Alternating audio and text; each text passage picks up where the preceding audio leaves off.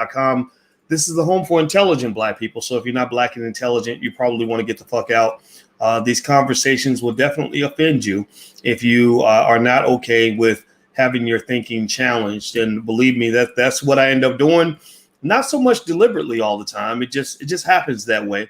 So anyway, shout out the city that you're from. Also, I'd like to see what city you guys are from, and let's just get it cracking. So last night I was up, and for some reason, sometimes God just tells me what to say. God just puts stuff in my brain. I don't know where it comes from. I don't know why it's there. It's just there, and I live with it. I act on it. I believe in it, and I trust it. And for some reason, I suddenly gained a lot of clarity. Like people have been giving me like some, interesting feedback, which makes sense for my really outspoken position about this election and Democrats and Republicans and all this other stuff. I don't know about you all, but I've seen a lot of stuff that really makes me very uncomfortable about the election. A lot of things that don't sit well with my spirit. A lot of things that kind of bother me a little bit. And I haven't had a problem talking about it. I know I've lost some friends because of it. And I've mentioned to you guys that I'm not real. If you're not my friend anymore because of Republican Democratic politics, then that means you were never my friend in the first place. So let me do something here. My computer looks like it's freezing a little bit. All right. So I just thought that I just decided yesterday to articulate something that I've spoken on, but I hadn't spoken on it with that same level of clarity. And so let me go ahead and just break it down for you. It has to do with why the Democratic Party offends me as a Black man. Now, I'll give you a little bit of background and context. I grew up as a Democrat. I remember going way back as a kid. I remember hoping the Democrats would win the election, and when they didn't win, I would be sad or whatever. And I really thought that was a big deal.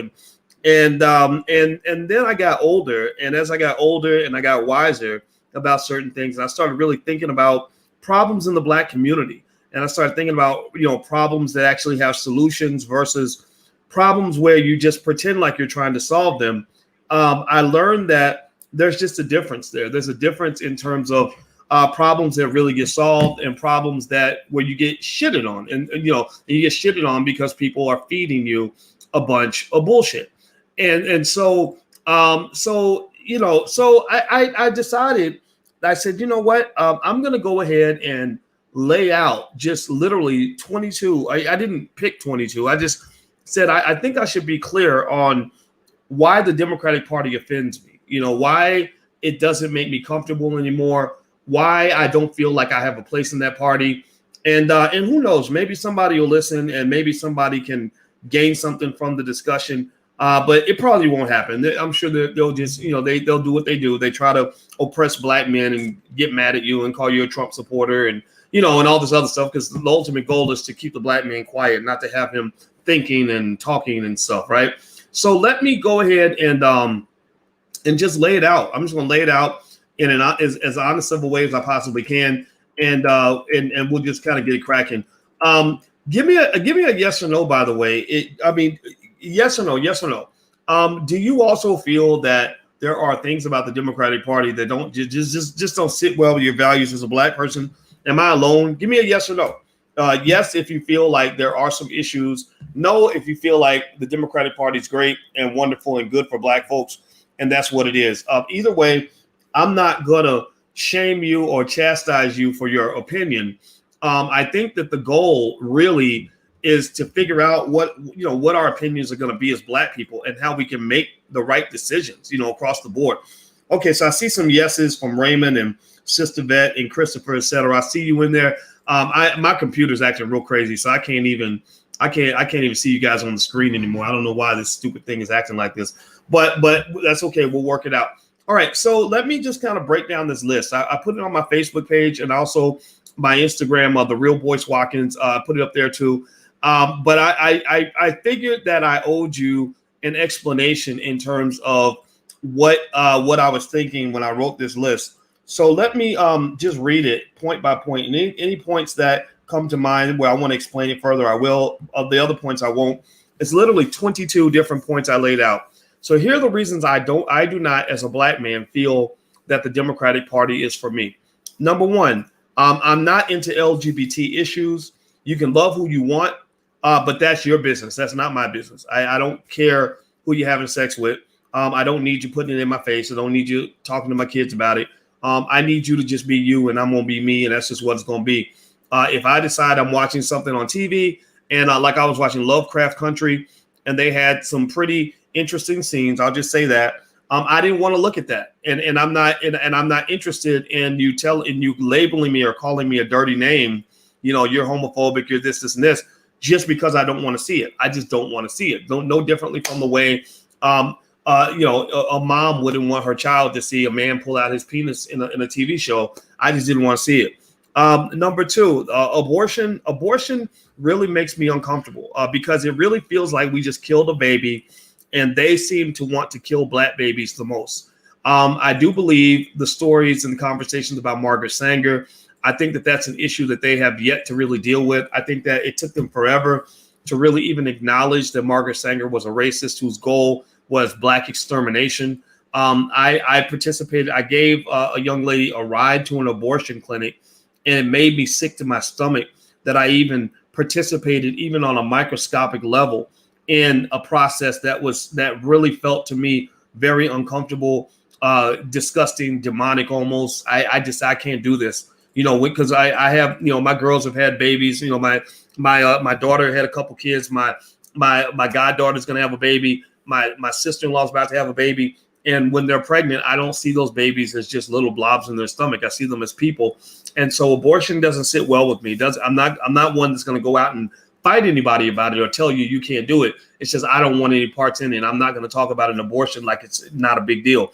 It's a very big deal. I mean, you are ending a life, and so you got to think that through. It's not as simple as just getting a procedure or just what does it call it?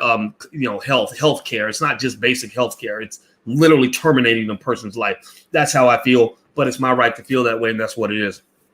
Third, the liberals get all real caught up in building a wall with Mexico, like that's the end of the world. I don't give a fuck about building a wall in Mexico. I just don't give a fuck. I don't care. I'm not Mexican. Stop telling me that Trump building a wall is the same as being racist. No, it's not. There's a difference between a black person and a Mexican. It doesn't mean that Mexicans don't deserve rights. Mexican people should fight for that, right? If you're Mexican and that offends you, then that's your fight. That's not my fight. I get tired of liberals pulling me into their fights. Don't pull me into your damn fight. Fight your own damn fight. So building a wall with Mexico, I don't give a shit. It does not matter.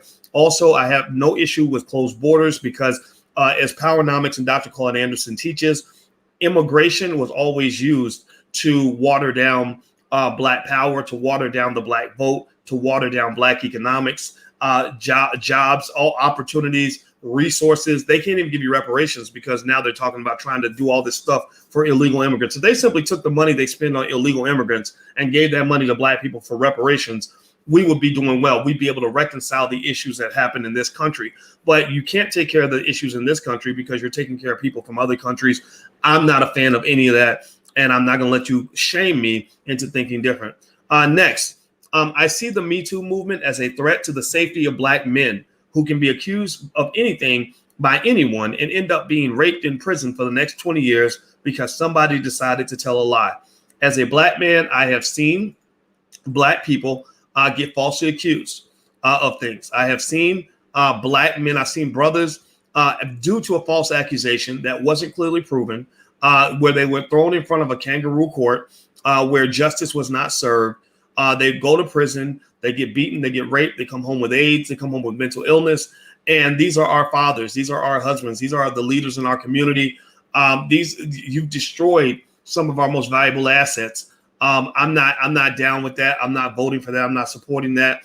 I don't believe in hashtags like believe women. I think those are basically white female supremacist hashtags, because you're basically saying that if you have a vagina and you say something, then that makes it automatically true. I don't think a vagina is a barometer of truth. I think that a person can own a vagina and still tell a lie. So this fact that you just believe that anything that comes out of a woman's mouth when it comes to accusing a man of something should automatically be believed, that defies my logic. That does not sit well with me.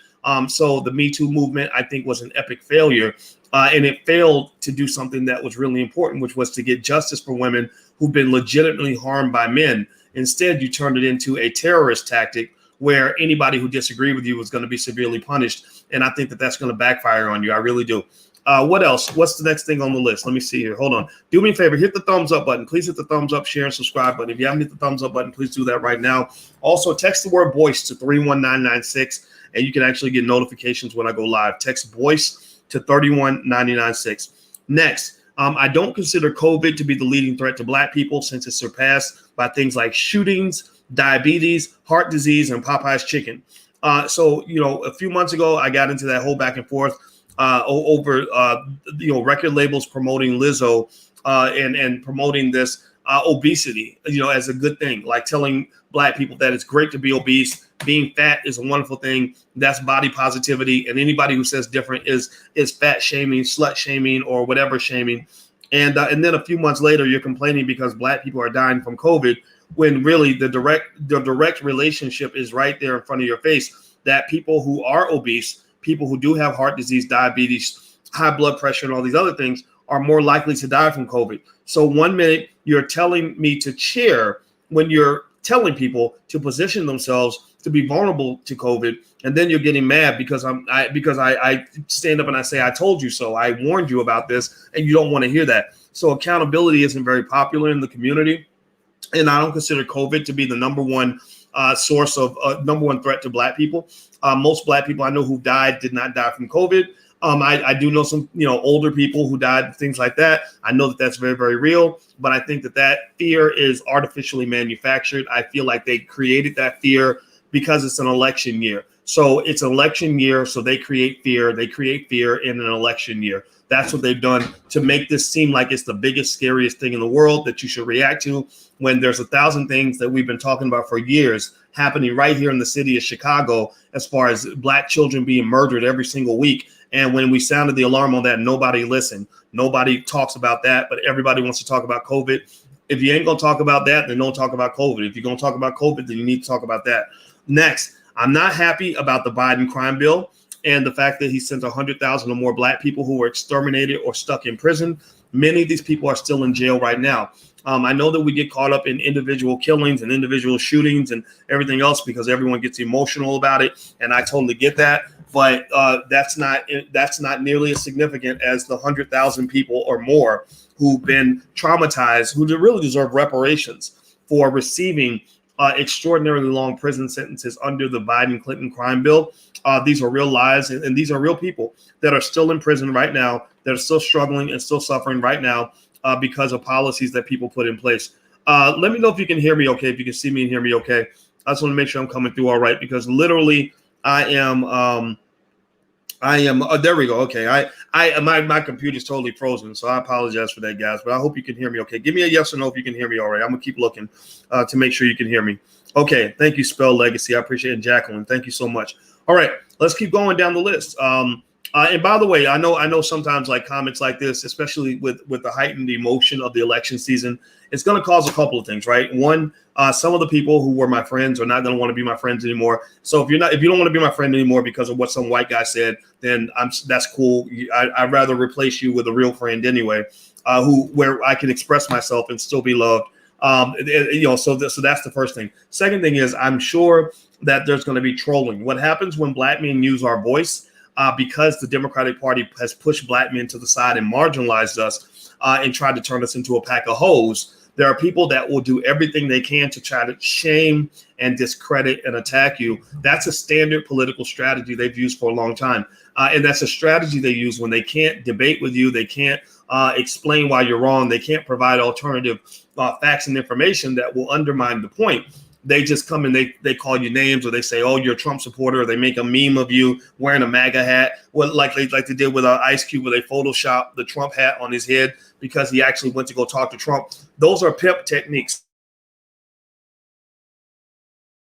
Person does. That's what evil like political parties do. That's basically a type of bullying that they've used for hundreds of years. They've always done this. So just when you see these tactics, just kind of know what they are. So when somebody does it, they say, oh, Dr. Boyce is a Trump supporter.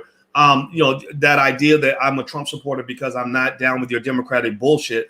Again, you just say, oh, well, this is a tactic that we know you guys like to use, but just know it doesn't work over here because we can see right through it.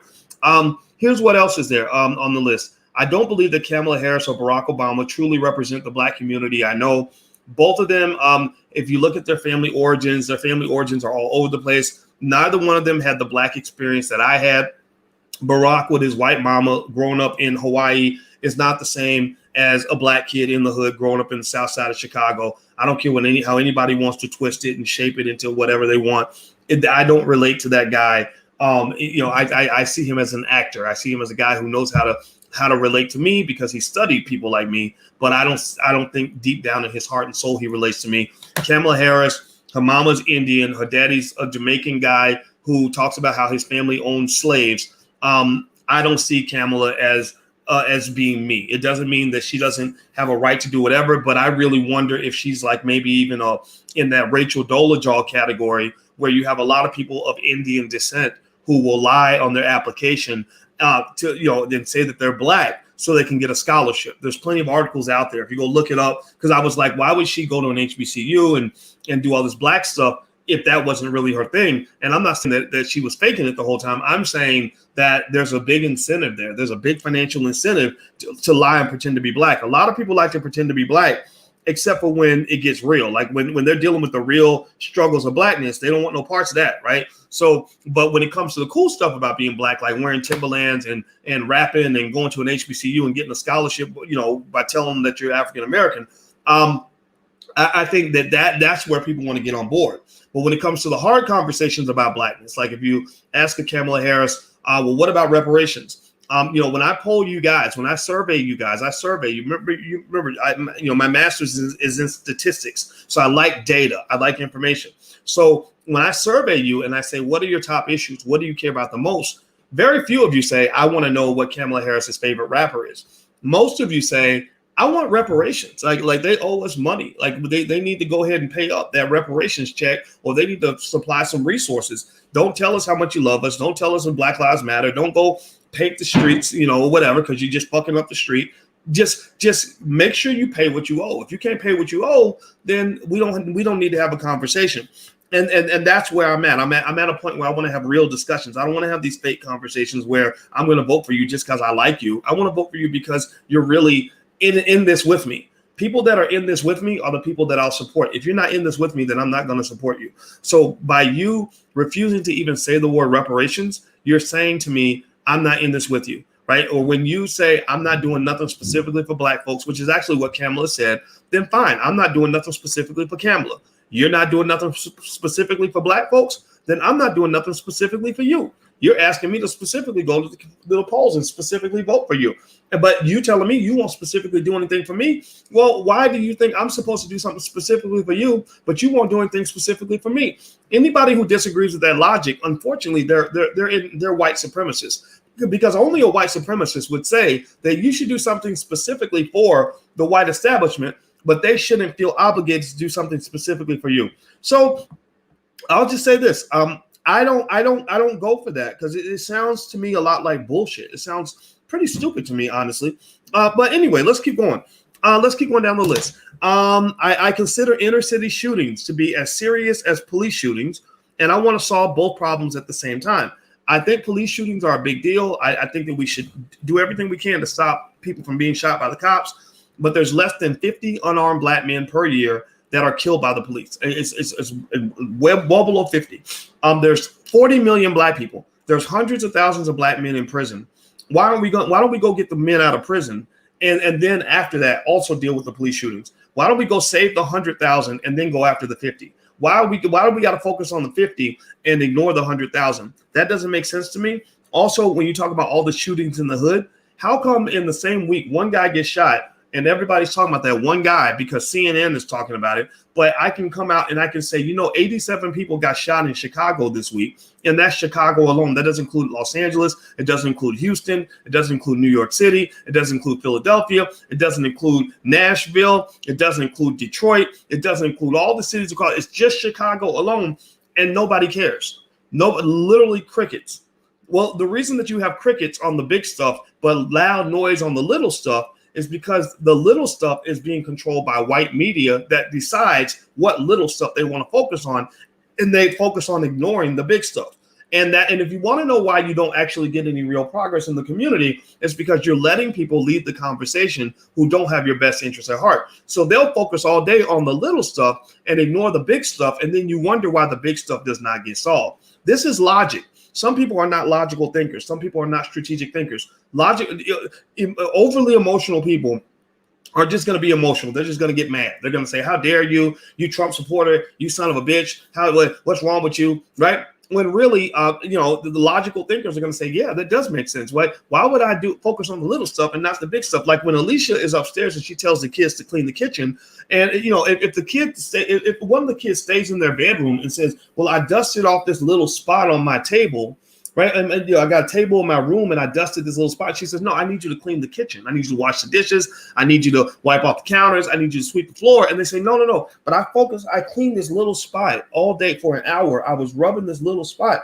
And so I did do a lot of cleaning. She's going to say, "What are you talking about? The house is still a mess because you're not focusing on the house. You're focusing on one little tiny thing instead of focusing on the big thing I asked you to focus on." Right. So ultimately, when it comes to blackness, I think that they play dumb, they play blind, deaf, dumb, and stupid, and I'm not stupid enough to go for that. So I'm not. So this is why the Democratic Party does not relate to me. Does not mean it can't relate to you. It does not mean that you can't still be a Democrat. It does not mean you shouldn't vote for who you want to vote for. My God, you should just do whatever you want to do. I want you to go do that. Just know I'm not joining you. I'm not going to validate something that doesn't deserve validation, in my opinion. What else? I don't believe that immigration is the same as I don't believe that illegal immigration is the same as legal immigration. I also think that mass immigration has been bad for the Black community. In Powernomics, Dr. Claude Anderson explains how Black people used to be 40 or 50% of the population, and that they established immigration quotas where they specifically said that the darker you are, the less people from your country we want in your country. If you're white, if you're Irish or some shit, or whatever, or you're from England, then you can immigrate all day. But if you're dark, if you're from Africa, they actually said we want 0 Africans coming to this country, and they did not lift that till about the 1960s or something like that. So basically, a lot of your voting power and your economic power was diluted because of mass immigration. That's why it makes it harder for you to make your claim on reparations. And the reason the Democratic Party offends me is because they're able to go and convince millions of Black people to pressure each other, to do slave pressure on each other, overseer pressure on each other to vote against our interests. And so what I encourage you to do is be logical, follow your own instinct. If something doesn't make sense to you and you don't think something is helping you, then don't support something that's not helping you just because they told you to get your booty to the poll, or if you don't vote, you don't count, or your ancestors died for you to vote, or if you don't vote, you don't have a right to complain. No, I'm gonna fucking complain if I want to. Like, don't tell me what I have a right to do. I spent 400 years fighting against people who wanted to take away my rights. So I did not fight white people taking away my rights just so I can have Black people taking away my rights. Because that's what you have. You spent all this time fighting white people who took away all your rights. Now you got Black people who want to take away your rights. If you don't vote, you don't have a right to complain. No, maybe maybe abstinence is my strategy. Right? Abstinence is a strategy in sex. Maybe somebody says, since the person I'm dating isn't any good, I'm not going to have sex with them, but I'm also not going to have sex with this other person. I'm going to abstain until I find somebody who's worth me having sex with.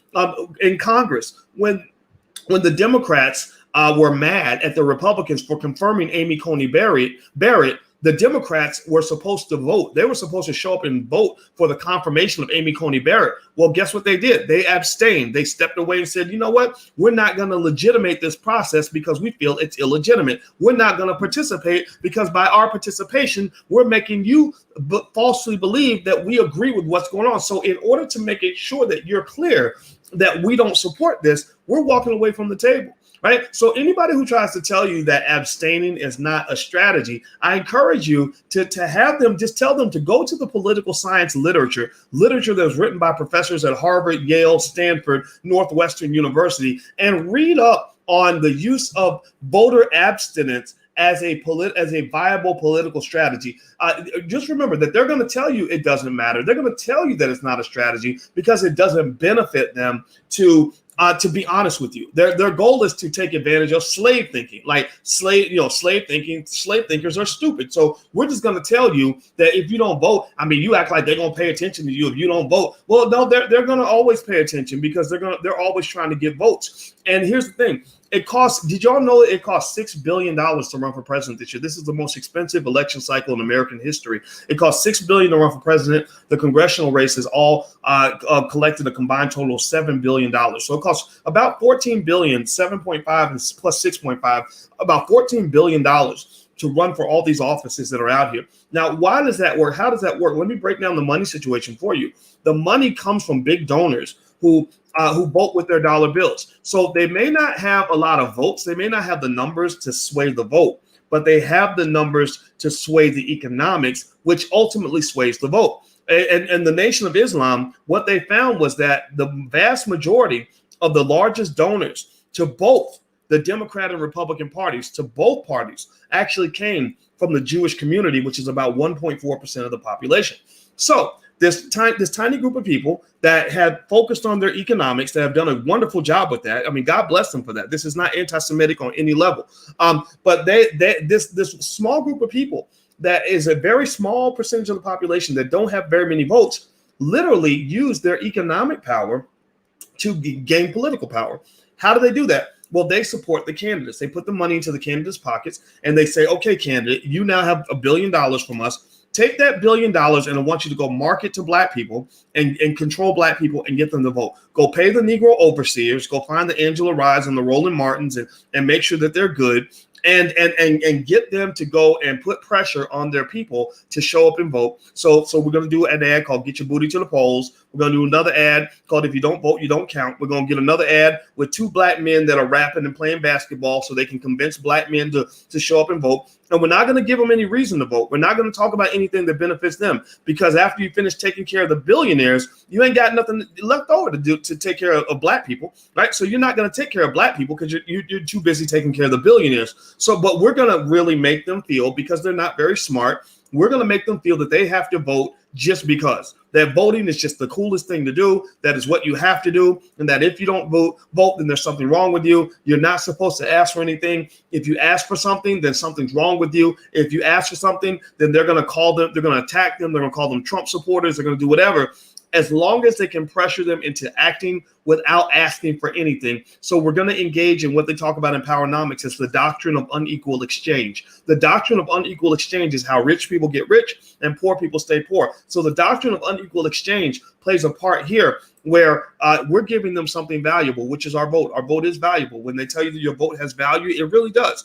We're giving them something of value. They're giving us nothing. So then when the politician gets elected, because they use the billions of dollars to go market to black people, to get our booties to the polls so that we will go put their politicians in office, the first people they take care of are not the people that voted for them. They take care of the billionaires that gave them the money to go and market to black people to get them to vote, right? That's why, for example, if you look in the history of Biden, one of the things that Biden did that was really interesting, I didn't know this. Alicia brought this to my attention. This is why it's great to have a smart black woman next to you. She's a full professor in social work, so she's really smart. She's also an expert on the subconscious mind, and she's also deep into metaphysics. So if I ever sound very metaphysical, just know I got it from her. I got it from my woman. And one of the things that she mentioned to me, and I didn't really know the details on this, but did you all know that if you declare bankruptcy, you probably know this, but you didn't know that. So let me explain what this and that is. This is that you probably know that if you declare bankruptcy, you cannot write off your student loans. How many of you know that? Give me a yes or no in the chat if you know that if you declare bankruptcy, you cannot write off your student loans. You can write off all your other debts, but your student loans cannot be wiped off in a bankruptcy. Did you know that? Okay, yes or no? All right. So a lot of you knew this, some of you didn't. Well, that's true. Do you know where that came from? Go look it up. Go Google it. I put the article on my Facebook page. Joe Biden actually pushed for that. Joe Biden had received a lot of money from these banks and other lending institutions. And when he got this money, he pushed through. He was one of the most vocal supporters of a bill that pushed through the legislation that made sure that you can't escape your student loans no matter what. And so I was really concerned about the crime bill. I didn't know about this other thing. So here's the thing that's interesting. If you study black wealth the way I study very in extreme detail. That I dedicate my life to the racial wealth gap. Like that's literally the thing I think about every single day of my life. The racial wealth gap is actually growing largely because of student loans. I don't know if y'all know that. Student loans are one of the leading reasons, if not the leading reason, that the black wealth gap has actually grown over time. Because a lot of you, half of all black college graduates default on their student loans. Did you know this? Most black college graduates don't ever finish school. So there's a lot of people who start and they never even get started, but they get the debt. You might not know people like this, right? But they have these really expensive, overpriced private universities that go into the hood and they recruit students and they say, oh, well, we'll give you the $30,000 it costs to take these classes. Just sign here. So they're signed here. Some of them never finish, never even start the program, but they have the debt. So boom, you're done. You're out of the economic game. Now you've got $30,000 in debt that you'll never repay. So you're going to give up hope. And you're never able to really engage in the wealth building process. Then you have a lot of people that go to college. Remember, I was a college professor for 27 years, so I know this very well. You go to college and you are on campus for a year or two. Maybe something happens, you drop out, maybe you get pregnant, whatever. But half of the students, the black students that start college never graduate. But the majority of those students who never graduate go home with debt. They go home with debt and a limited ability to repay that debt. So who are the best off in this category? Well, then you have those who actually graduate. And so black college graduates have more student loan debt than almost anybody else. Half of the graduates can't even pay the debt. Half of the people that graduate. Now, these are your most talented people. These are your talented 10th. These are the black people that are supposed to get us out of the hole. These are the black elite, right? With letters behind their name, all kinds of bachelor's degrees, master's degrees, JD, PhD, LLM, whatever. And these individuals are buried in debt, and many of them die in debt. Many of them default on their debt. Their credit gets ruined because they default on their debt, and they can't get away from that debt because of what Joe Biden pushed for in that bill. This does not mean I'm telling you Joe Biden is the devil all the time or that he's never done anything good in his life. I'm not here to say that. He's certainly better than Donald Trump, right? So if you're going to vote, if you want to lay things on the table for real, in certain areas, as far as like being presidential or just being like a nice guy, Joe Biden is a nicer guy. He's more presidential than Donald Trump. Donald Trump's rough around the edges. He's a bit of a narcissist. He's also a racist, just like Biden is. You're picking between two racists. And I'm not going to play that game. But Biden is a little more presidential, right?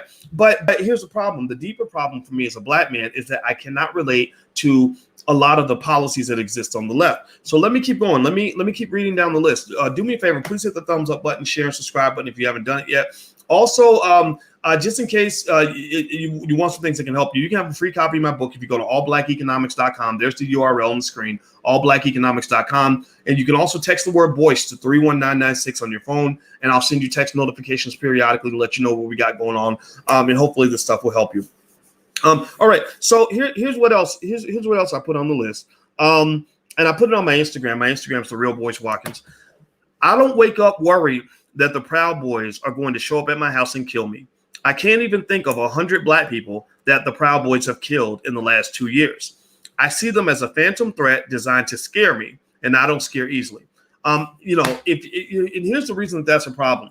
Rather than delivering tangibles, rather than delivering reparations, rather than doing things that are substantive, they present these phantom threats and they say, Trump told the Proud Boys to stand back and stand down. And I hear people say that, but the Proud Boys, I haven't seen any mass murders by the Proud Boys. And a lot of times what will happen is and I talked about this in terms of dimensions. They go to higher dimensions with you where they talk about not what's here. They talk about what could be, right? They're always saying, but the Proud Boys could do it, or they could come kill you, or they might do it, right? And it's like, I don't want to hear about what they might do, what they could do, what you think that they're thinking about doing. I want to look at what they've actually done and what they're doing right now. Because remember that when you're making that trade, that doctrine of unequal exchange, where you're giving them something valuable and they're giving you something of no value, that a lot of times they will deflect from core meaningful issues to get you to focus on a nothing burger. Right? A nothing burger, like the Proud Boys are going to get their AK-47s and go start murdering black people. But that's a nothing burger because they haven't done that. The Proud Boys spend most of their time trying to defend themselves and explain that they're not racist. And they bring their black members up. They say, look, here's Tyrone. He's black. He's with us. I'm not so concerned about the fact that they don't like the Proud Boys or consider them to be a problem. I'm more concerned about the fact that when you ask them about something meaningful, like how do we get $500 billion to Black-owned businesses so we can create thousands of jobs in our community, they'll say, we're not going to do that, but we're going to protect you from the Proud Boys.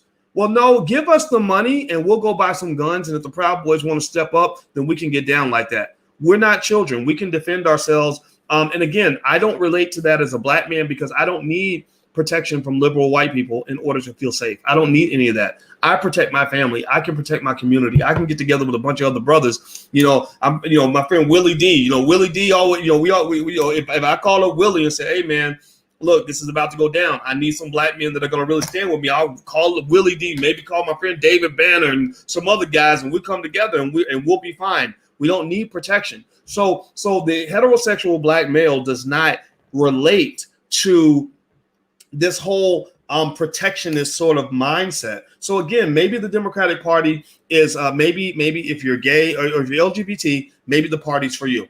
If you're into those rights, right? If you're a weak man, then maybe that's for you. If you're a woman who really feels super oppressed and feels like Black men are just filled with toxic masculinity, they can provide no value to you, or maybe you're a woman who dates a woman, then maybe the party's for you.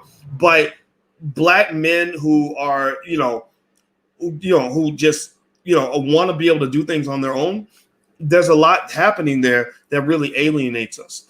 So let me keep going. What else? Some other reasons why the Democratic Party is not, doesn't relate to me. I consider the creation of Black Lives Matter to be an LGBT front organization designed to profit from the suffering of Black people in order to pursue a broader leftist agenda.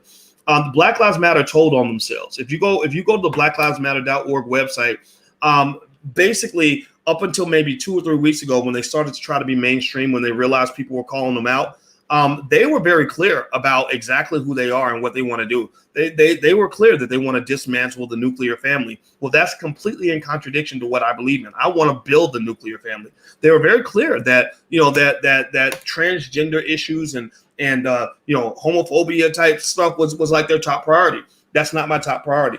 So it does not mean I'm dissing them. It doesn't mean that I'm saying they don't have a right to say what they want to say and be who they want to be. I believe in freedom. I believe in freedom of speech, thought, expression, all of that.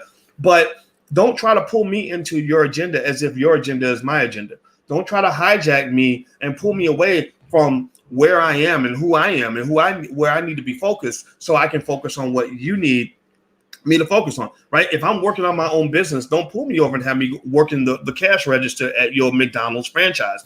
I want to do me. You do you, I'm gonna do me. I'm not gonna fight you about it, but I'm gonna have to call it out. So a lot of times, and this is what happens a lot of times when you're not very politically intelligent, which fortunately I think the political intelligence of the Black community has gone up, does not mean Black votes are not available. Millions of Black votes are always available. My vote is available, but my vote is for sale.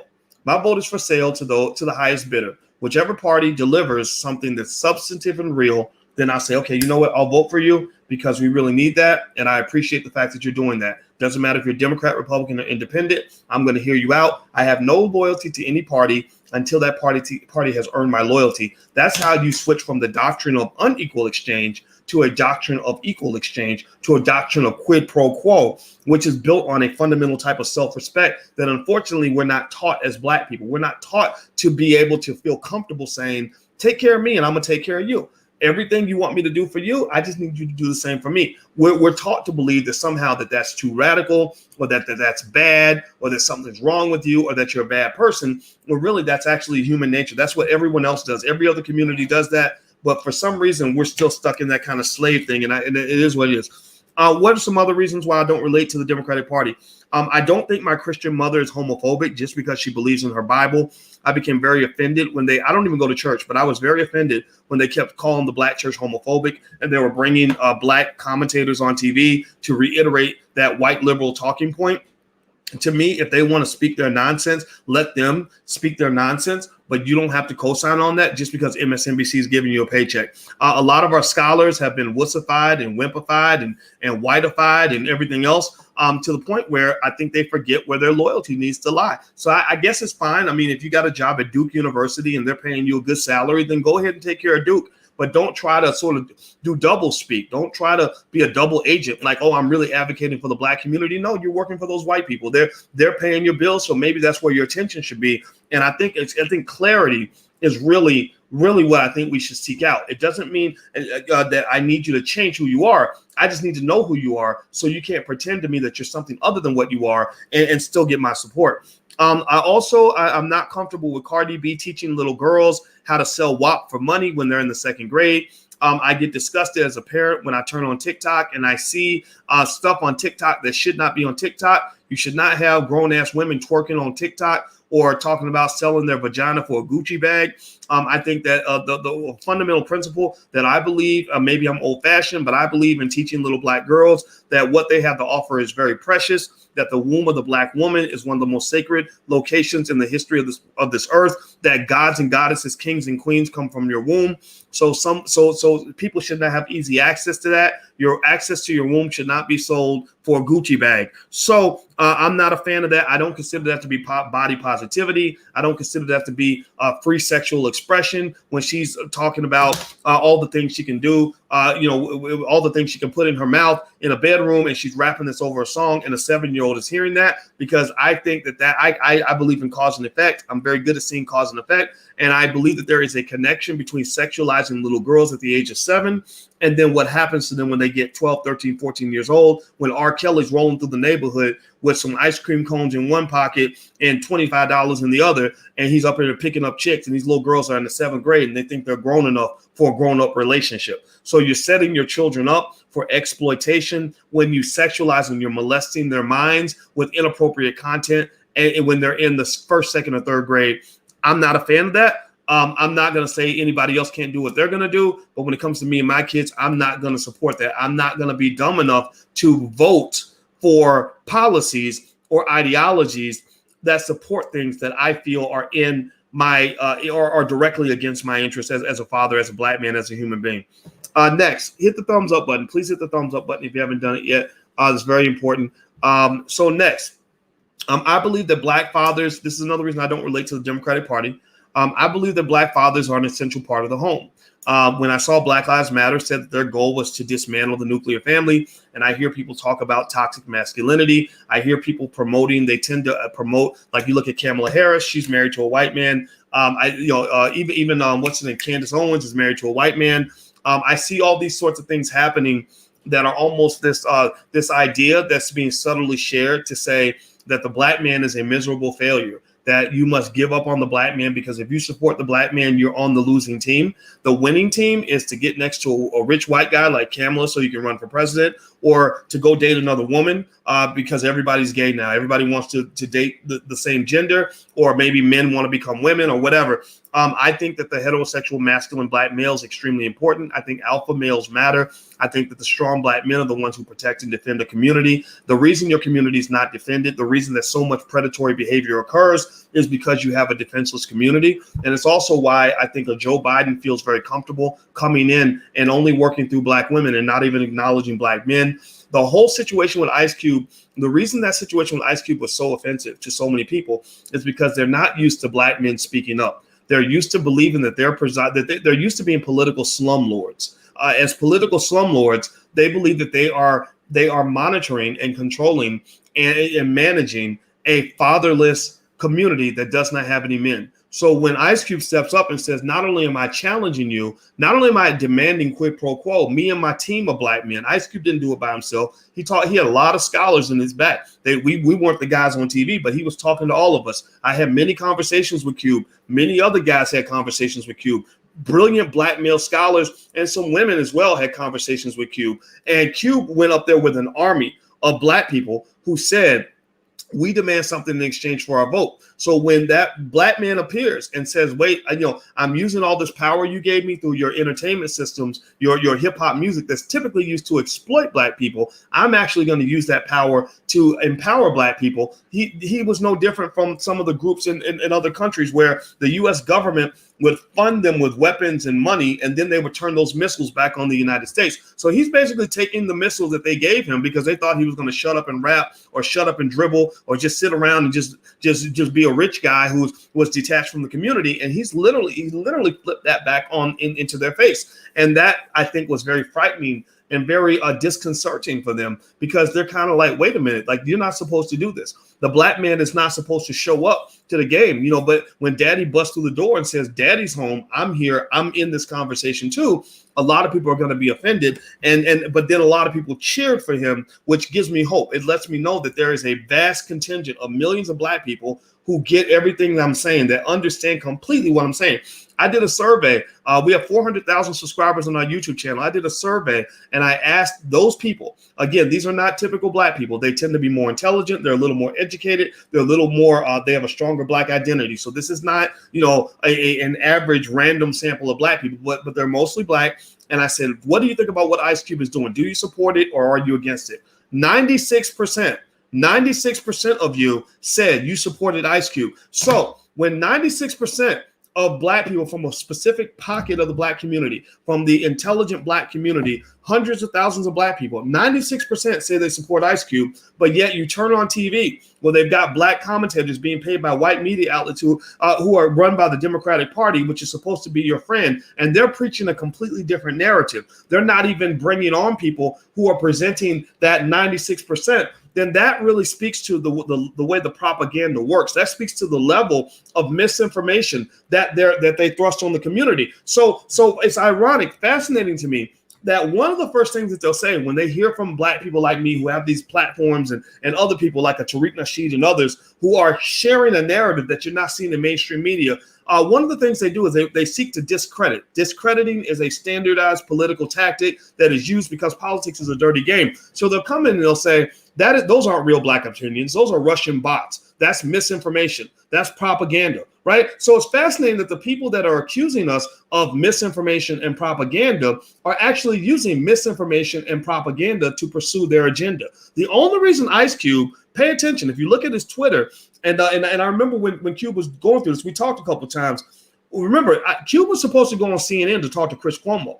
When they saw what Cube was going to be bringing to the table, and they saw that Cube can actually handle himself in a debate, they canceled that interview abruptly. They said, we do not want the masses to hear from a black man who is speaking in this way. This is not going to benefit us because he's going to come in here and he's going to change people's perspective. Well, it wasn't until Cube called out CNN and put it on blast. And I love that, because what he basically said is, you're not going to screw me in the dark. You're not going to screw me behind the scenes. I'm going to tell everybody what's going on so everybody knows what you're doing. That's when CNN reversed their decision and they brought him on. But then right after they brought him on, they did an old Malcolm X warned you about this tactic. Remember Malcolm X, when he gave that speech, he talked about the house Negro and the field Negro. He said when the field Negro gets out of line and starts revolting, they didn't always kill him. What they would do is send the old house Negro up behind him. And the house Negro's job was to spread disinformation, to undermine the motives and the objectives and the words that the revolting field Negro had laid out on the table. So right after Ice Cube goes on to Chris Cuomo's show, right after, literally the very next moment, they bring in Don Lemon. Don Lemon, a hardcore Democrat. He's very big on the LGBT community. He's in the community and he supports the community. And also he's part of that elite white liberal establishment. He believes in a lot of the same ideas. He immediately goes in and starts to undermine everything Ice Cube had just said, right? So that's the house Negro, field Negro approach to kind of solving the black problem, because the black problem is one where it says, we got these Negroes here. They're like a bunch of caged animals that we have, and we need the animals so that we can make the circus run. You need the animals so they can carry the water. We need the animals so they can do the field work and pull the plows and all this other stuff. Well, when the animals get out of line, we need a process that's going to bring them back in line. So that is part of that process, and that's what you saw. When you saw Ice Cube go in there and Cuomo had a good conversation with him, and then Don Lemon immediately comes along and spreads disinformation to undercut Ice Cube without even giving him the respect of an interview where they can have a respectful dialogue. That's how misinformation works. That's how politics gets very dirty. Okay, so let me keep going. Do me a favor, hit the thumbs up button. Please hit the thumbs up, share, and subscribe button. And also, there's my Twitter if you want to follow me on Twitter.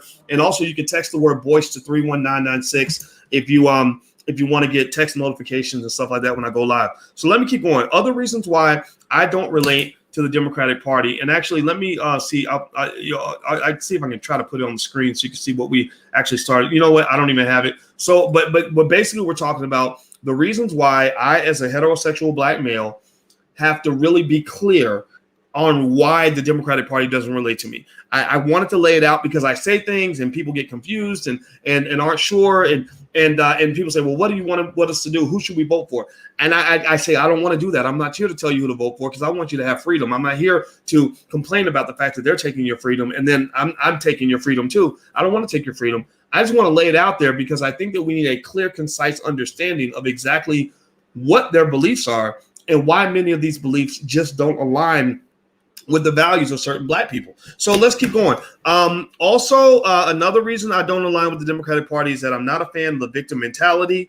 I don't believe in that. I believe that when you define yourself to be a victim, you're guaranteeing that you're going to be a victim. When you define yourself to be a victim, you're guaranteeing that you're going to be a victim. It's the same reason that, like, studies show, for example, that if you name your child Dennis, they're more likely to become a dentist. Did you know that? And it's funny I talk about dentists because I got my dental work. That's why I talk a little bit funny now. But literally, if you name your child Dennis, then they're more likely to become a dentist. If you name your child Cavassier or Hennessy, then guess what? They're going to be thinking about Hennessy. Hennessy has seeped into their subconscious mind, so they're more likely to drink. But on the contrast, if you name your child King or Queen, then they're more likely to engage in king-like behavior, right? So here's the thing.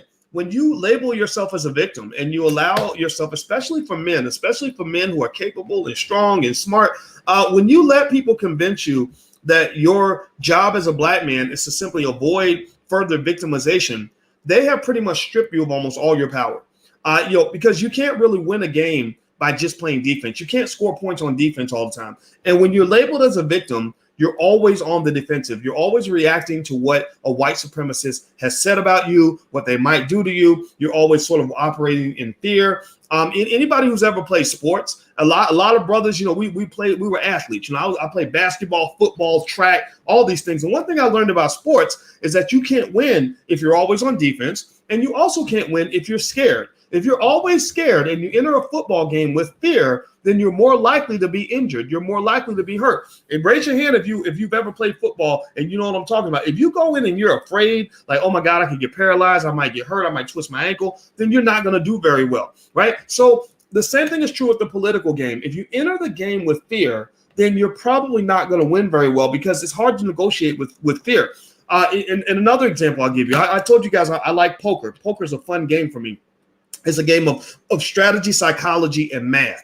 And the thing about poker is that you can never be scared when you're playing poker. If you're trying to play poker at the highest levels and you're trying to beat hundreds of people, and I've won tournaments with hundreds of people in them before. And one thing about poker is that you have to be balls to the wall, ready to die at any moment. You have to be ready to go broke, ready to put it all on the line. Like, okay, what you gonna do now, right? And sometimes it doesn't work out. Sometimes it blows up in your face. Sometimes you lose because of that. But you cannot be afraid and still win. So I think that when it comes to this negotiation, the negotiation with white liberals, the negotiation with white Republicans, the negotiation with white supremacy, the negotiation with anybody, the negotiation with the world, we have to have a little more courage. We need a little more testosterone in the room. We need more people that are seeking desire than living off of just fear.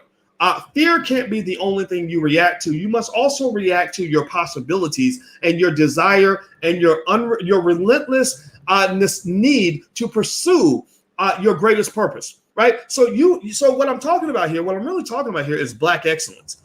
There's white supremacy on one side, right? Those are maybe the Crips and Bloods or something, right? You got white supremacy over here, and you got black excellence over here. And so white supremacy comes along and they kind of dominate. White supremacy dominates black oppression. White supremacy dominates the black victim mentality. White supremacy will always dominate black mediocrity, right? But when black excellence comes in the room, that isn't operating in fear, but is operating in strength and desire and self-belief and self-confidence, then white supremacy cannot typically dominate black excellence. I believe that black excellence is the perfect disinfectant for white supremacy I believe that 9 times out of 10, black excellence kills white supremacy the same way that Clorox bleach can kill the coronavirus. So what I'm saying to you is that, again, I'm not talking about everybody. I'm talking about me. I don't relate to the Democratic Party because I don't see very many spaces in there for true black excellence. For black men, black excellence comes in the form of fulfilling your role as a man. Black excellence to me comes in the form of pursuing educational excellence, where you're not just trying to avoid dropping out of school, you're trying to make straight A's. Black excellence comes in the form of economic power, saying like, my goal is not just to avoid unemployment. My goal is to build a business that makes millions of dollars so that I can employ other people, right? Black excellence means that I'm not trying to avoid hell. I'm trying to go to the highest heights of heaven. So I believe that the first step toward overcoming any type of oppression, any type of limitation, is to stop putting the limitations on yourself and start believing in your possibilities and embracing that. I don't really hear that. What I hear a lot of times when I'm hearing, political ads, is I hear a lot of doom and gloom. These terrible things are happening to you. We'll protect you. These horrible things are going to happen if you don't vote for us. We'll protect you. That doesn't resonate with me because I don't think that's how you live your best life. I don't think that's how, as a community, we're going to explore our best existence. I think that that's how you survive. You're playing strugglenomics, not powernomics. That's strugglenomics. Strugglenomics is, how do I avoid hitting rock bottom? Whereas powernomics says, how do I compete for my spot at the top? Right? So you must ask yourself, what are you aiming for in your life? Are you aiming for the top, or are you trying to avoid the bottom?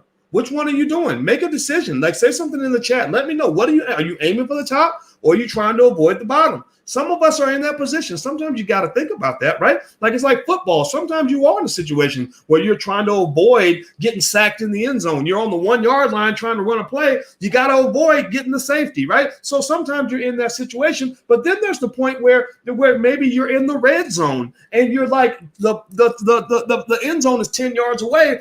I need to figure out how to score a touchdown, right? So black people have to spend more time scoring touchdowns than we spend trying to avoid a safety, right? And maybe because we're diverse, different people are in different places in their lives and in their mentality, right? So it doesn't mean all black people are supposed to be the same. I doubt that all Jewish people vote for the same political party. I doubt that all Asian people are Republicans or Democrats, right? So who the hell says that all black people have to be in one party or the other? I think it's okay for us to spread out. I'm just explaining to you why I, as a black man, as a heterosexual black man who believes in family, cannot relate to the policies that I see on the left. Let me keep going. What else? Here's the other reasons. Hit the thumbs up button. Please hit the thumbs up button. Let's see. Let me keep going down here. Okay. I'm not a fan of the victim mentality. I'm okay with terms like man up. A lot of people tell me that that's toxic masculinity, shit like that. No. For in my experience, manning up was a choice. Confidence was a choice. It was a decision I made to decide, you know what, I'm just going to man up, right? Maybe some people don't agree. Maybe some people think that some people can't man up. I mean, if you're a woman, you got a woman up, right? But I think it's a choice, right? And I see that actually a lot of times, even if you look at a lot of black households where a lot of times the mother is running the household, the unfortunate mistake that I see a lot of times is that there will be a son who doesn't feel like he has a place in the household if there's women everywhere, right? So the mother will, in many cases, raise her daughters differently from the way she raises the son. Maybe the son, she feels guilty because his daddy ain't there. Maybe with the son, she can't control him anymore because he thinks he's the man of the house or whatever, right? But with the daughters, a lot of times the mothers will be real firm on their daughters. They don't let their daughters make as many excuses. They'll tell their I've seen what mothers engage with their daughters and tell them to woman up. Like the daughter says, "Mom, my stomach hurts. I'm cramping. I'm on my cycle." And the mom will say, "Well, you still got to wash the dishes, right? To woman up, stand up straight. What's on your report card? You need to do better. Stop doing that, right?" So that mentorship is really, really important because it teaches those little girls to woman up. And then when she's 27, 28 years old looking for a husband, she's been told to woman up her whole life. So she's at a certain level. But the boy, unfortunately, in many cases, may not have been told to man up. He's less likely to have been told to man up, where he's forced by the men around him to reach a higher standard. Like, no, you must be on time. No, you must come through for your kids. No, you must find a way to solve this problem, right? So he gets there and he's coming up short, right? So he's 28, she's 28. She wants to date and marry him. She's been told to woman up her whole life. He's never been told to man up because we have a feminized society where we've been told that men don't matter.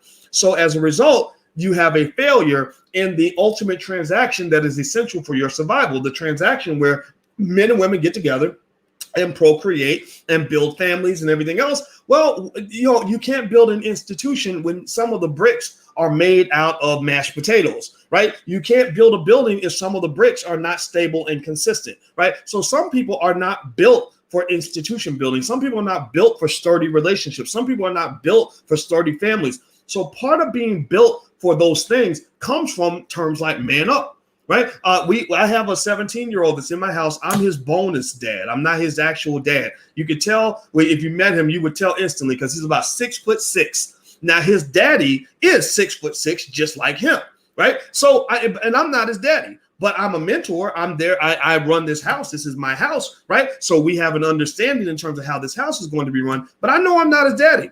So when we had times where he wasn't manning up, he was doing some stuff that teenagers do, maybe sleeping a little bit too long, or showing up late for things, not really coming through as a man. Well, guess what happened? I reached out to his daddy and I said, let's get together and have a talk with him. And we told the women to leave. We told his mama, no, you can't participate in this discussion. We're going to talk to him and we're going to challenge him to man up. Well, when we got together and I'm talking on one side from my perspective, he's talking on his side from his perspective. Well, guess what? He's triangulating into what manhood actually looks like. So he's walking away with an understanding of what a man is supposed to do. A lot of men struggle with manhood because they don't even know what the fuck a man's supposed to do. So they watch a rap video and they see a rapper hold his nuts, drinking out of a liquor bottle with 25 gold chains, driving a Lamborghini, having sex with everything that moves and throwing his money away. They think, oh, that must be what manhood looks like. So you get a lot of little boys who are in grown man skin, but incredibly, incredibly insecure. Very insecure and have no clue what manhood looks like. They have no clue how manhood relates to how you take care of children. They have no clue about how manhood relates to your reliability as a human being. Nobody ever taught them these things because maybe they grew up with a mom who just kept making excuses for them. But it's okay, though. It doesn't mean it's the mother's fault because I'm a believer. And again, this is why I don't fit with the whole white liberal agenda. I'm a believer that women and men are different. I'm a believer that the best thing a lot of mothers are able to do is mothers are natural nurturers and givers of life. When my mother raised me, my mother was always the one who would coddle me and tell me it was going to be okay. And hey, baby, you want something to eat? And she would take care of me. She didn't do what my father did. My father was the one who said, man up. My father was the one who said, no excuses. My father was the one who said, get up off your ass and go make it happen. Right. And so I believe that terms like man up, as much as people want to say, oh, that's bad, that's toxic masculinity, or let the little boy cry. Well, when you get these fucking 30-year-old black men who only know how to walk around and cry about their problems, well, then they're perfect agents for white supremacy. Like, seriously, all you hear is you see people online. I watched this thing last night where they had one of these guys. I'm not going to say his name, but I want to, but I'm not going to. But he was talking about, how he's so offended that Trump is a mean person. And another guy was talking about how hard racism is. And then I was like sitting there just cracking up, like, these guys are not ready for war. These guys will never defeat white supremacy because all they know how to do is sit and whine and cry and talk about how sad they are to be black men and how somebody hurt their feelings. And they have no idea how competition and warfare actually occurs. They have no idea. They're totally clueless. And I believe that you have to have black men that understand how warfare and competition works so that they can actually achieve the things that they're trying to achieve. So one of the things I liked about Ice Cube's approach, I use him as an example because that's the most prominent example for this election. I like his approach because he was just kind of like, I don't care if you like me. I don't care if you're my friend. And I remember I asked, I said, are you good? I said, people come at you pretty hard. Are you okay with that? Maybe he cared and didn't tell me, but I really got the impression that he truly didn't give a fuck. He did not care, right? Because when you're really representing what you believe in and representing the people that you care about, you just don't care. And I recognize that because my father has that same instinct. My father is the person who literally Well, if he thinks you're going to harm his family or exploit him or his family in some way, he has no problem abruptly interrupting the conversation, cussing you out, and putting you out of his house. No problem at all. There is no like, oh, I hurt your feelings or we're not friends anymore. It doesn't matter. You don't deserve to be my friend anymore. And so you see some of that maybe coming out in me, like with this whole political thing. I've seen people say things and get mad and they misclassify me, use propaganda, tell lies, or Dr. Boyce is telling black people what to do and not to vote and all that. I don't care. I just don't care, because I'm fighting for something. And when you're fighting, you're not going to make friends with the other side, right? So just so you know, if you're a person that's mad at me, just, you can go to another place and complain, because I just truly don't care. If I cared, I would have stopped doing this, but I haven't stopped because I just don't care. So let me keep going. Here's some other reasons I don't relate to the Democratic Party. I don't trust failed school systems that are run by white people. I do not believe they are the best way to educate black children. The data has supported this. If you look at black educational progress in these white-run liberal school systems, it is absolutely atrocious. It is a complete abomination. It is a complete state of emergency. It is very, very sad. So those billions of dollars that are being given to white people to educate black people need to be given to black people so they can educate black people. I have no problem saying that black children need to be educated by black people in order to receive the love and support that they need. If you want to help black people educationally, don't build better white schools. Don't build better public schools. Take that $1 trillion, give it to black people. Let us educate our own damn kids. We've been doing it since COVID started, so we've had plenty of practice.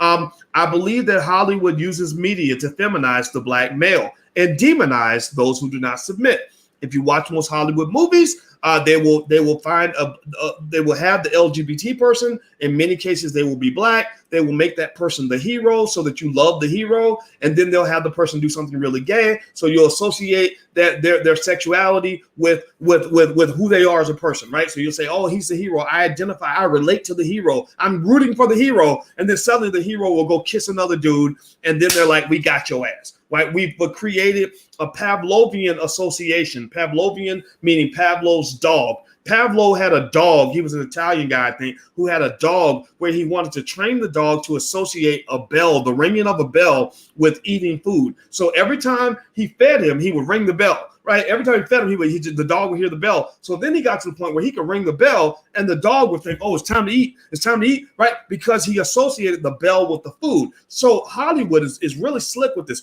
They like to associate sexuality with quality traits of a human being. They won't have the LGBT guy be the villain. They will have them be the hero, so that you'll see the hero go kiss another dude and you'll say, "Oh, well, these are all good people," right? I'm not saying it's bad or good. I'm just pointing it out so you know what it is. So those who don't submit to that tend to get demonized. So the masculine heterosexual black male is typically defined as a Bill Cosby-like kind of figure, right? You look at the imagery that they use to show Bill Cosby, it's usually very like messed up, disheveled, looking crazy, looking ugly, looking terrible, looking toxic, right?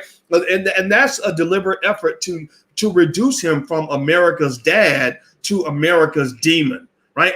But then you see images of Billy Porter. The images are wonderful. He's looking magnificent, wearing big flowery dresses and big hats and gorgeous, and people in the back saying, "You go, girl." Right. Billy Porter becomes the hero. Bill Cosby becomes the villain, because they're making a statement and they're hoping that you're dumb enough to fall for that. And my job as a scholar and as a thinker and as an advisor to you is to let you see what I'm seeing, so that you can then make a decision about which part of that message that you're willing to internalize. Let's keep going. Next, the other reason I don't relate to the Democratic Party or white liberals is that I want my kids to know more about Marcus Garvey and Dr. Claude Anderson than they know about the white heroes they see on TV. You go to school, you're consistently indoctrinated into white supremacy, because they're telling you all about everything from the American Revolution to the literature renaissance that happened in France in 1745. But they don't spend in all those hours, tens of thousands of hours they spend with your children in school. They don't even take 1 second to mention Marcus Garvey, one of the greatest human beings in the history of this country. You have many HBCUs. Howard University, I have to call out Howard on this. Howard University and HBCU now has been right down the street from Dr. Claude Anderson for 30 or 40 years. And out of all the white people they've had come speak on campus, all the unqualified people they've had come speak on campus, all the Asian people, all the Arab people, all the white, black, everything else come to campus, they've never once had Dr. Claude Anderson come there and speak, not one single time. And here Dr. Claude Anderson wrote the book Powernomics that literally is changing the trajectory of this entire election. Literally, Kanye West was tweeting Powernomics as his inspiration to speak on issues that relate to the black community. Charlemagne the God was schooled on Powernomics and had Dr. Claude Anderson on the Breakfast Club because Powernomics has such an impact on him. And then he and Tiffany Haddish and some other people, they flew down to Dr. Anderson's house on a private jet to meet with him because Dr. Anderson became almost like the Mecca. His home was the Mecca where they wanted to go to visit the Godfather, to talk to him about the keys and the secrets to understanding white supremacy and black economics that they never understood as children. When Ice Cube was going and challenging the Democratic and Republican parties, he was speaking with Dr. Claude Anderson and citing Powernomics as one of the foundational principles upon which he was moving forward with his agenda and the contract with Black America. Now, I understand why there are people who are not in alignment with the views of a book like a Powernomics. I get that, right? This is a competition. If I'm wearing a Lakers uniform, then somebody else is going to be wearing a Nuggets uniform. Somebody else is going to wear, a Dallas Mavericks uniform, right? We're not all on the same team. But I think it's very important to make sure you're clear about who's on your team and who isn't, right? So people who can't even acknowledge, not validate, not agree with, but can't even acknowledge something as impactful as Powernomics, which has been all over the media in this election cycle as a reflection and a representation of the views of many black men and women who are seeking true economic solutions. Anybody who can't even acknowledge that cannot be your friend. That cannot be your motherfucking friend. How are you my friend when millions of black people are talking about something like Powernomics and you haven't even uttered it as a word? Like you will talk about all the bullshit under the sun, every stupid thing known to man, every ridiculous, worthless idea, every repetitive, nonsensical solution, like get your booty to the polls, and if you don't vote, you don't count, and let's all go do the same thing we did in the last 10 elections, right? Like you can talk about all that stuff that doesn't even work. But the one thing that people believe in that actually does show some progress, you can't even have a meeting. Like you can't even have a little conversation. You can't even say, well, let's just have this man bring the ideas to the table so we can at least see if this is something that might help our people do a little bit better. Those people are not your friends. I mean, you tell me, how can they be your friend if they're not seeking under every rock to find a solution that's going to benefit you and are simply asking you to engage in the same repetitive process that put you in the same predicament that you're in right now? This is 1 + 1 is 2. This is not calculus, folks. This is not complex, high-level mathematics. You don't need a PhD to understand this. You don't even need to graduate from high school. A 7-year-old could get this. Mommy, I touched the stove and it makes my fingers hot. Yeah, baby, don't touch the stove no more. Mommy, I ate cookies and cookies are good. Yeah, that's because cookies have sugar. Right? Like babies can understand this basic logic. It's like that, literally that level 1 logic, such that if you don't get that, then that means you're determined to be as ignorant as you can possibly be. So I don't hang out with people that want to stay ignorant. I don't hang out with people that want to stay in the same place. I don't hang out with people that want to keep doing the same thing. If we ain't moving this train forward, dog, then we ain't talking no more. You wasting my life. Let me keep going. Please hit the thumbs up button. Please hit the thumbs up button. I'm almost done. I got 3 more things. So this is my list of 22 reasons why the Democratic Party does not relate to me as a heterosexual black male. Next, I don't like Antifa either. And I wasn't happy when they were putting bricks through people's windows. When all those protests started happening, I didn't have a problem with the protests, but I didn't like it when random white people from nowhere come into the community wearing gas masks and whatever, and well organized with trucks full of bricks, and they're going through and busting windows and burning down buildings on our behalf. That wasn't really on our behalf. That felt like it was part of a larger organized agenda. I didn't like it.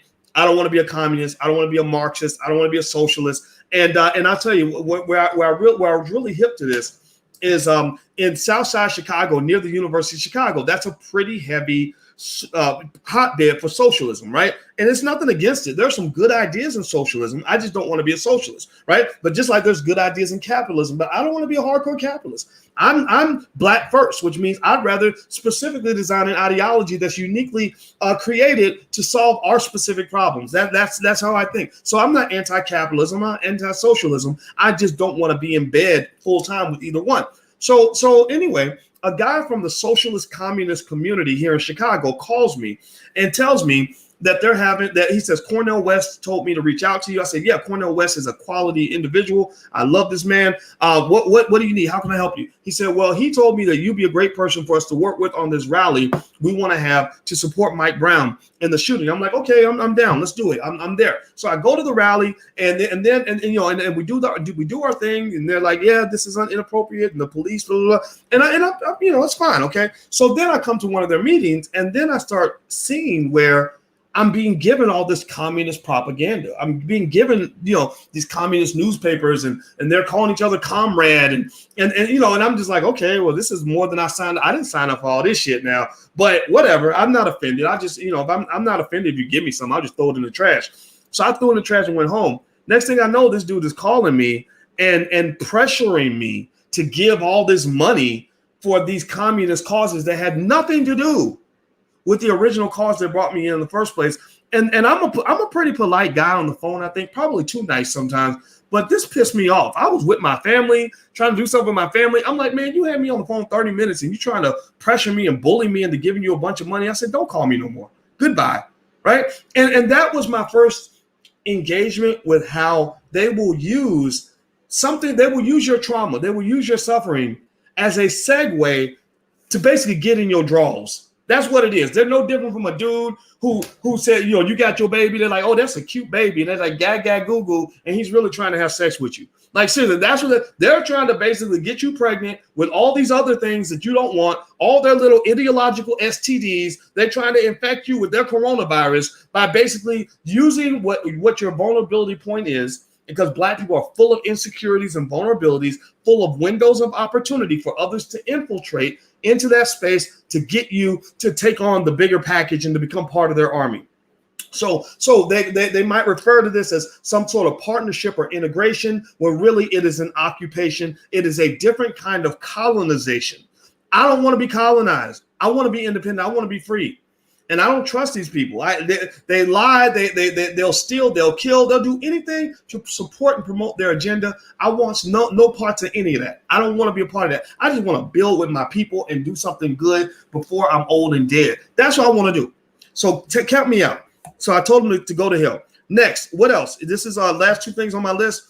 I don't believe that an 8-year-old should be allowed to decide to change their gender. I don't believe when Charlize Theron has 2 little Black African boys she adopted and then says, these are my 2 daughters, in this National Daughters Day, I literally wanted to go to her house and kick her in the nuts. Like, I literally was like, what is this shit?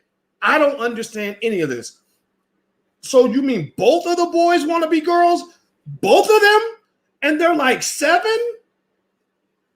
Should you be in jail for that? Like why? People can do that? Like, I mean, I was floored by that. And so I'm not even in a position where I'm even allowed to necessarily give my full perspective or tell somebody what to do. But that shit don't seem normal to me. Where I come from, that's not normal behavior.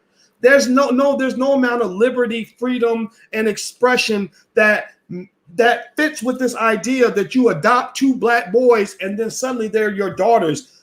They weren't daughters when they came to your house. Like, that defies logic. I don't get that. So again, this is not me attacking anyone. It's me saying, I don't understand that. I'm not down with that. I'm not going to vote for that. I don't want to participate in that. Because where I come from, that almost feels like a type of molestation. That almost feels like child abuse. But I'm not even going to go as far as necessarily saying all that. I'm just going to say, I believe what I believe. You believe what you believe in. And I'm never going to sign the papers that allow you to adopt any Black child ever again. But you'll probably never ask my opinion, and that's okay. Last piece is, and this is big. I believe black people need to own more businesses so we don't have to work for white people anymore. So another reason I don't get along with the Democrats is because you always talk about jobs. Yeah, we do need jobs, but I believe that the people who are creating the jobs, we need more black job creators so that black people have the option of working for other black people if they choose to go get a job. I'm tired of this paternalism that says we're not going to give you any money, but we're going to give ourselves more money so we can do things for you, right? I don't need a middleman when it comes to getting what I need. I don't need a middleman for my resources. I'm not a child. Now we have a 10-year-old. And if somebody wanted to give money to the 10-year-old, I would stand up and say, no, don't give it to her. Give it to me. And then I'll make sure that she gets what she needs, right? I'll do that with a 10-year-old, but I'm not going to do that with a grown-ass man or grown-ass woman, right? So this idea that you're going to give other white people billions of dollars so they can create more jobs, so they can hire black people and bring us into their whatever form of slavery they have at their particular corporation. I'm not a fan of any of that. That doesn't sit well with me. I don't. So that's not a core belief or an ideology I can relate to. And so therefore, you can do what you want to do. I'm just not, I'm done with that. I'm not interested. I'm not supporting any of that. And so if you want to call me a Trump supporter because I'm not voting Democratic, that's fine. I can actually point to you why that logic is yet another form of slavery that you're implying that my vote belongs to the Democrats. So if I take my vote away from the Democrats, I'm automatically supporting the Republicans. That right there is a form of very disturbing white supremacy, because you're assuming as a black man that I'm owned by a white man, and that when I free myself, that I'm somehow giving support to another white man. When no, if I never gave my support to anybody, then no one's allowed to take my support for granted.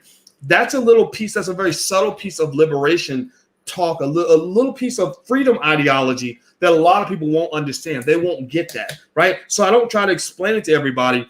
I just say, okay, yeah. Call me a Trump supporter. Call me whatever you want. If they want my vote, it is for sale. They can buy votes from black people. They just have to deliver true tangibles, true resources. If you can't deliver tangibles, if you can't deliver resources, if you can't even utter the word reparations, then that's okay. Don't get mad. We'll vote. Maybe we'll vote for you next time, right? Maybe next time we'll get our booty to the polls, because you took your booty to the bank and you wrote a big ass check and to get our booties to the polls, right? Our booties are not free. So that's just how I see it. I'm not telling anybody else what to believe, but that's just what it is. So do me a favor before you bounce out, hit the thumbs up button, hit the share button, hit the subscribe button. Also, feel free, two things. One, you can text the word voice to 31996 if you want to get notifications when I go live.